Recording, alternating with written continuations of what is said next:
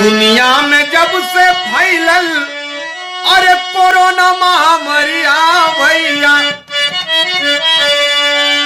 अरे देशवा के रफ्तार धीमी भइल बाई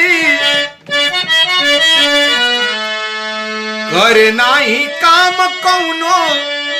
अरे वो खाता दवैया पंचो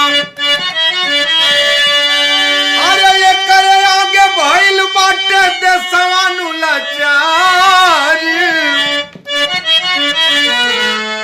कि धनवा के गईले अरे धनवा मिल जइया पंचो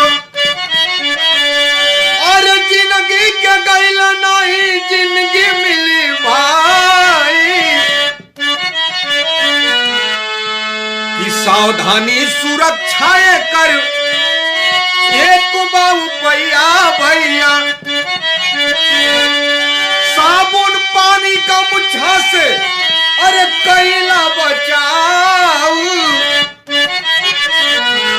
कि घरवा के अंदर रहा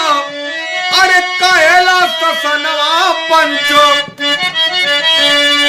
अरे दूरी बना के रहा कहे सरकार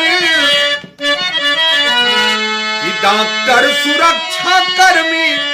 अरे कल युग का देवता बनल अरे चंदूलाल कर तू बाटे बार बार प्रणाम।